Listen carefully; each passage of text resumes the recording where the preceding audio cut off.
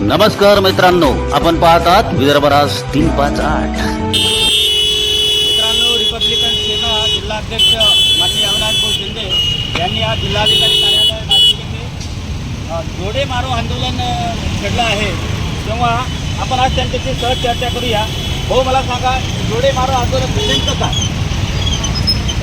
समाज कल्याण मंत्री संजय शिरसाट यांनी जो 18 कायदा आहे, या कायद्यासंबंधात चुकीचं वक्तव्य केलं आहे आणि त्यांचं जे चुकीचं वक्तव्य आहे हे वक्तव्य महाराष्ट्राची दिशाभूल करणारं आहे, समाजाचं ते कवच तोडणारं आहे। तरी मी संजय शिरसाट म्हणजेच माझ्या मताने जसं एक खापऱ्या महाराजची उपमा मी त्यांना देईल, त्या खापऱ्या महाराजांनी समाजाचं नेतृत्व करणं बंद करावा व त्वरित राजीनामा द्यावा असं।